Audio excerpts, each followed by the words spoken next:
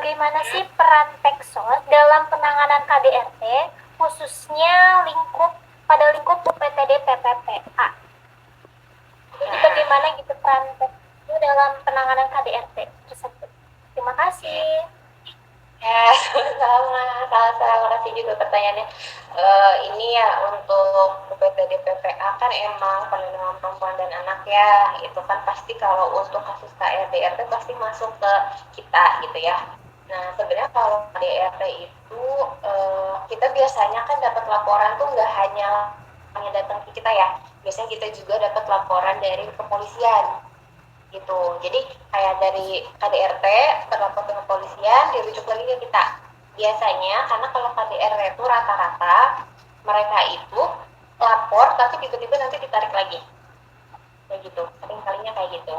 Nah, makanya kenapa biasanya dari kepolisian dilimpahin dulu ke kita buat kita konseling dulu gitu kan, biar memperkuat lah kenapa sih KDRT-nya apa, kenapa sih yang memperkuat kamu mau melapor tuh apa kayak gitu. Nah kalau untuk perannya di sini ya, aku sebagai Pekso sebenarnya kalau sama ya semua kasus itu rata peran aku tuh sama sebenarnya, menganalisis BPSS-nya ya, biopsikososial spiritual si klien kayak gitu. Boleh nanti cari BPSS ya, itu apa kayak gitu. Biasanya itu tuh pendukung buat nanti buat laporannya, namanya kan laporan sosial kayak gitu kan. Nah itu biasanya nanti kenapa sih harus ada biopsikososial spiritualnya itu kenapa gitu kan. Nah dari situ kan kita misalnya dilihat ya, kalau misalnya kasus kan kita nggak mungkin hanya dari satu sumber atau enggak dari satu faktor aja, pasti kan banyak tuh. Nah biasanya kalau aku tuh kayak ngegalinya dari dasar dulu, misalkan pernikahannya diawalinya gimana, apakah dulu suaminya sebelum nikah seperti itu atau memang dari kapan muncul apa ibaratnya mulai kekerasan itu munculnya kapan, biasanya apa sih yang memfaktori kayak apa sih yang benar-benar pemicu utamanya biasanya, atau enggak yang hal kecil yang bisa jadinya meledak jadi KDRT itu apa kayak gitu. Misalnya dari kayak gitunya dulu sih, dari dasar-dasarnya, dari orangnya dulu, biasanya dari si kliennya dulu. Nah nanti kan kelihatan kan, terus kita lihat dulu dari lingkungannya kenapa biasa kayak gitu. Kalau peran aku sih sebenarnya sama semua kasus ngelihat BPSS-nya kayak gitu, biasanya dari dirinya sendiri kayak gitu. Dan UPTD Nas emang sih jujur aja ya, kalau memang KDRT tuh banyaknya dipegangnya bukan sama aku kayak gitu. Nanti kalian bisa juga sharing nanti sama Bu Indah, nanti ya barangkali bisa menyambungkan ke Bu Indah ya gitu.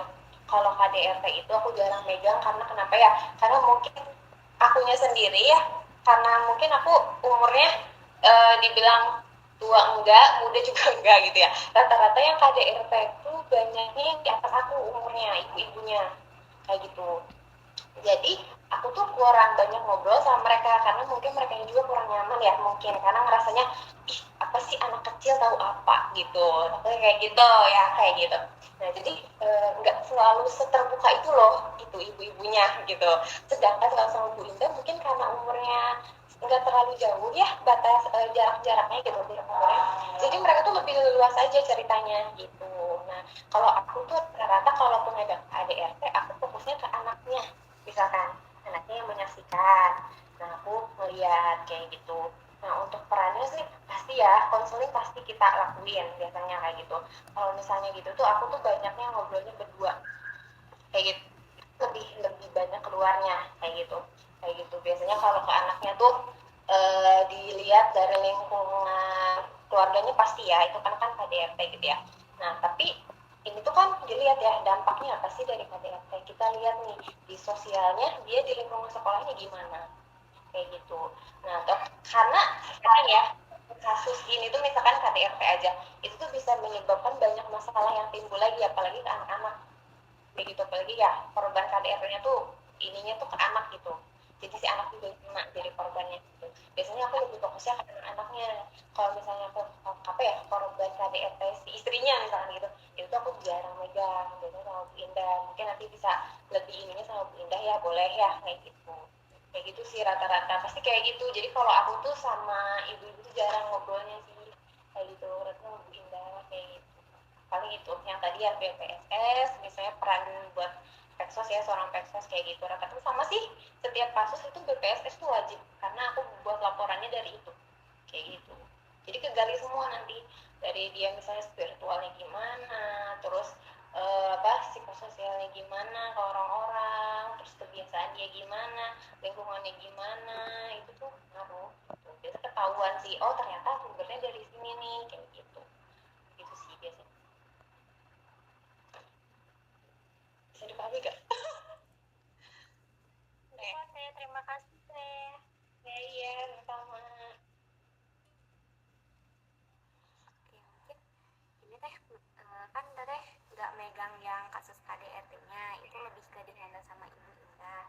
Tapi barangkali teteh ada tahu nggak berapa banyak laporan kasus KDRT yang dilaporkan dalam beberapa waktu terakhir gitu, atau ada nggak yang terbaru gitu yang dilaporkan?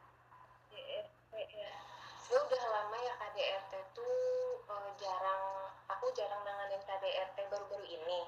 Kayak gitu. Kalau jumlahnya aku nggak tahu ya karena aku belum ngitung per kasus. Biasanya kalau kita ngitungnya tuh per bulan dan itu tuh keseluruhan dan dipisah antara anak sama perempuan. Jadi enggak yang kategori KDRT kita jumlahin gitu enggak. Jadi aku nggak tahu ya totalnya berapa. Tapi kalau misalnya kalian emang butuh data gitu, nanti boleh nanti aku kirimin, tapi itu cuman angka doang kayak gitu udah gitu. Kalau itu ada kalau kayak gitu barangkali kalian butuh nanti aku kirim lah ke Esa kalau misalnya butuh ya kayak gitu.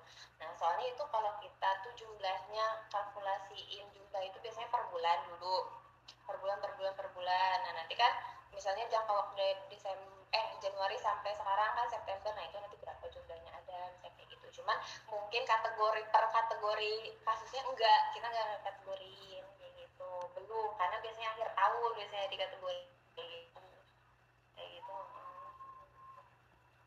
Tapi ada kok misalnya ada misalkan jumlahnya di situ KDRT ada, cuman emang belum semua, jadi kayak masih apa ya istilahnya kalkulasi kasarnya aja gitu, belum benernya gitu kayak gitu. Oke, baik Bapak, terima kasih teteh. Boleh dilanjut sama Esa? Oke. Oh ya, sebelumnya suara aku jelas gak? Jelas. Oke, soalnya jaringan di aku teh rada-rada. Eh, nah, tadi kan ini ya Teteh udah sedikit itu ngejelasin soal kasus yang ditanganin gitu. Terus juga Teteh kan biasanya eh, nanganinnya lebih ke kasus yang anak ya Teh.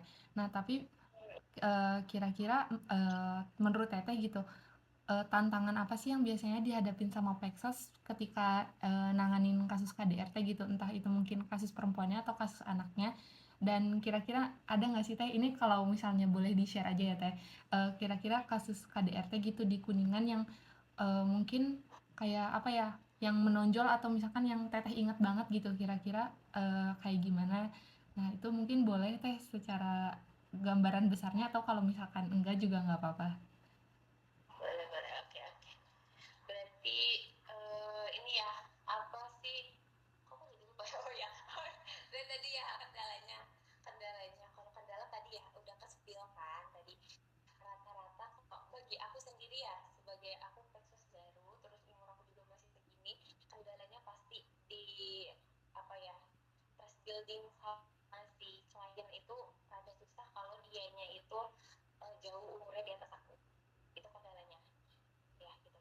Kalau misalnya sebenarnya bisa sih kita sama-sama jadi aku sama Bunda ini bareng, jadi kitanya satu klien itu kita yang nanganin bareng-bareng tuh bisa biasanya gitu. Cuma kadang nggak terlalu terbuka, kadang ya gitu pasti dia tuh ngerasa ini anak kayak masih muda, kadang suka ada yang nanya emang anaknya udah nikah belum gitu kan. Nah kan jadi kayak ibarat kayaknya kamu belum nikah, kamu nggak tahu apa tentang rumah tangga gitu gitu kan, itu kayak gitu. Jadi kan aku juga kayak ngerasa oh kayaknya dia kurang nih ke aku gitu. Jadi kan aku juga kayak ya Bu, kadang aku masih kayak ya meskipun saya belum nikah tapi banyak lah Bu beberapa kasus yang emang saya pernah tahu gitu, saya pernah dengar dan sama-sama kita tanganin bareng sama atasan misalnya kayak gitu. Aku bilangnya kayak gitu. Jadi seenggaknya kita mumpukin dulu si trustnya itu loh, biar dia tuh nggak terlalu kayak meremehkan aku gitu, meskipun aku masih sekecil ini kayak gitu kan. Nah kayak gitu biasa kayak gitu. Jadi itu kendalanya paling aku rasain tuh kalau di kasus KDRT itu rata-rata. Terus memang bagi aku sendiri ya, bahasa itu juga agak kendala. Kadang-kadang kalau misalnya KDRT itu kan apa ya, banyaknya menimpa orang-orang yang di pelosok ya seperti gitu. Terus yang si biasa pakai Sunda, sedangkan aku kan campur Sunda Indonesia itu gitu ya. Jadi itu bahasa sih sebenarnya. Karena kan bahasa itu penyambung ya. Kalau kitanya nggak paham, terus akunya salah ngomong kan jadi nggak masuk ya gitu.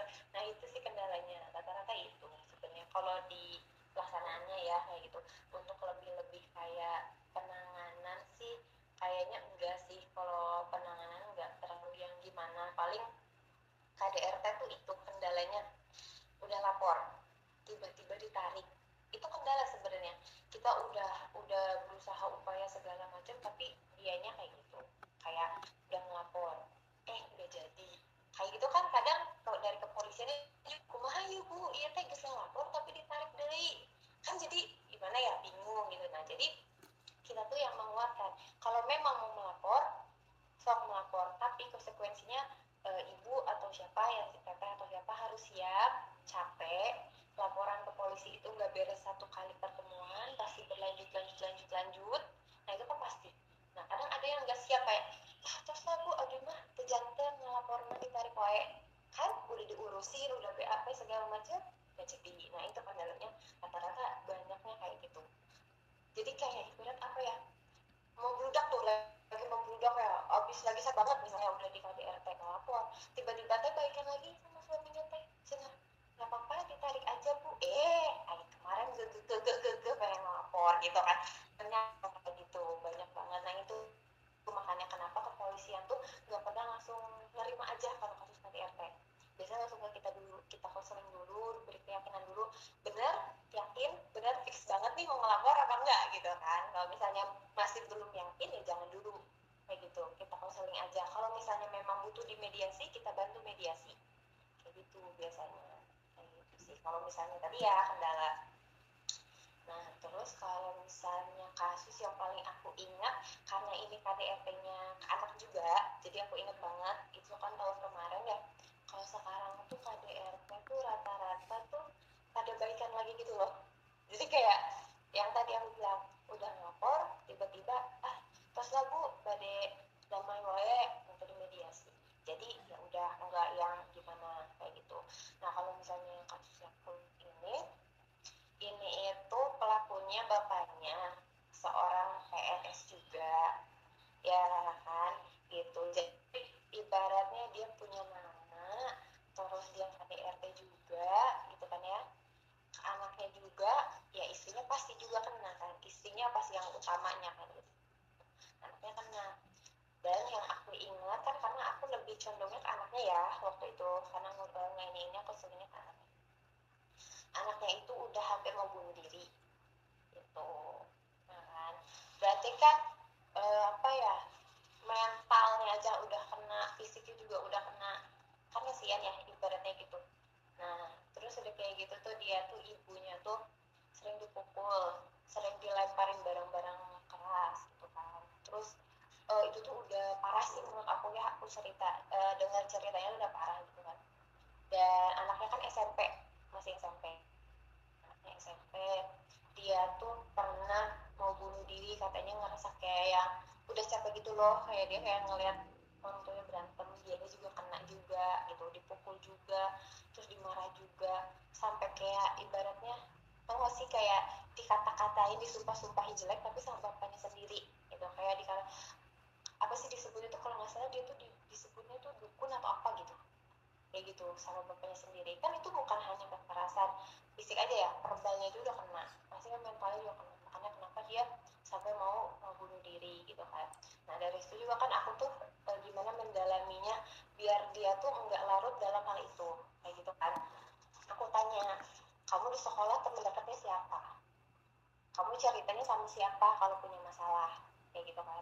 Karena di dalam rumahnya aja dia tuh ngerasa nggak dapat sama siapa-siapa kayak gitu. Jadi benar-benar ya udah sama keluarganya nggak jelas ya, kecil dia nggak deket sama siapa-siapa di keluarganya, terus dia mau bergantung sama siapa gitu kan.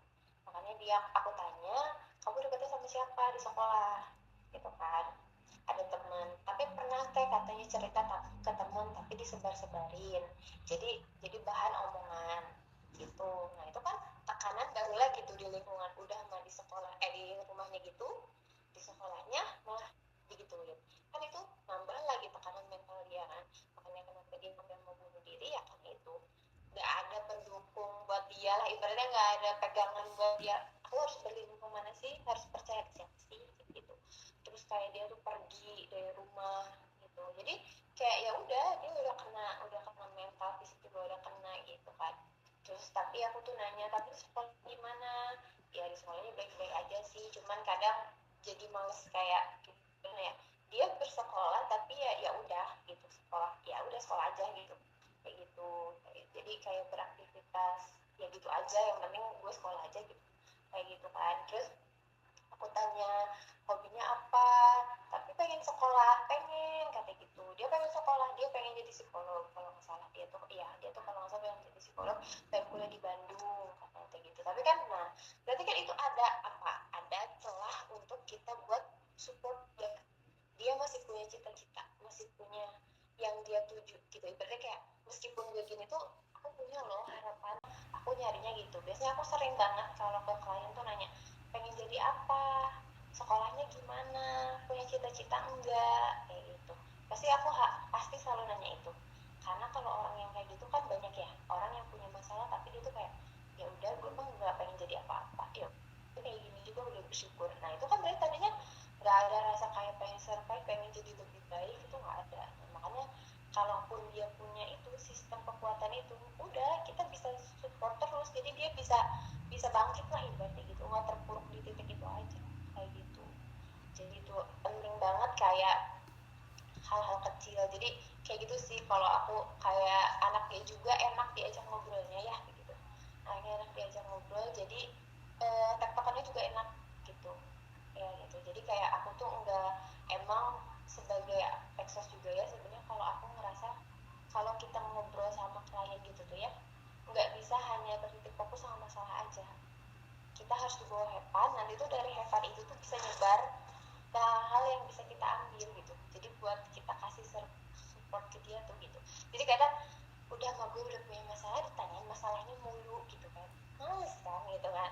Jadi kenapa sih nggak nanyain yang lain gitu. Jadi aku kadang suka nanya, terus kamu kalau misalnya di sekolah pulangnya kemana, mainnya kemana? Iya ya di situ seru ya gitu. Nah jadi kayak bawa hal yang kayak sana gitu. Jadi kadang orang tuh udah males, aku udah pusing mikirin itu, nggak pengen ngebahas itu, kamu nanya-nanya itu terus gitu, jadi kan males gitu. Nah jadi kadang aku trust building ke anak tuh lebih cepatnya gitu, karena masih apa ya, mungkin bahasa aku terus keseharian aku tuh masih imbang sama keseharian dan kebiasaan mereka. Jadi kamu tahu ini enggak gitu, aku juga suka ini loh gitu. Nah itu tuh cara-cara buat trust buildingnya biar tumbuh gitu tuh, kayak gitu biasanya kalau aku. Dan aku sih buat orang-orang ya kayak yang bahkan bukan hanya yang mengalami, orang yang mendengarkan aja, ibaratnya sebagai teman curhat atau yang ngeliat gitu, harus berani ngelapor. Kalau yang kayak gitu nggak dilaporin, biasanya orang kayak tenang aja, nggak akan berani ngelaporin, nggak akan ada yang berani juga. Jadi mau gue ngelakuin apa juga ya bodo amat, orang juga nggak akan ada yang berani gitu kan. Nanti orang enakan, tadinya jadi ya apa, ibaratnya kekerasannya yang kecil karena dibiarin bisa jadi kekerasan yang besar. Takutnya ya kan, takutnya meregang nyawa orang kan, kita nggak ada yang tahu ya emosi orang sampai mana batasnya kayak gitu. Apalagi yang marak kemarin ya, yang Intan tapi apa ya itu ya, kan itu juga sampai parah banget kan, dia bertahan 5 tahun coba nggak berani melapor. Coba kan gimana, bayangkan kehidupannya selama 5 tahun itu nggak melaporkan, pikirnya bakal baik-baik lagi.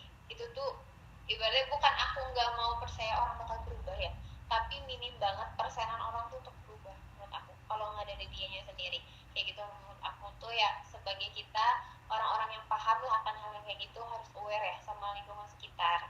Apalagi kalau udah ada orang yang benar-benar cerita sampai seterbuka itu dia ngalamin apa, itu tuh kita juga harus melapor.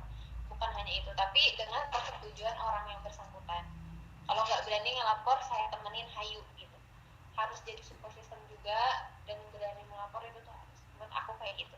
Jangan biarkan hal kecil nantinya jadi besar gitu, jangan sampai kayak gitu. Menurut aku ya segitu cukup. Thank you everyone! Thank you Elmar! Boom!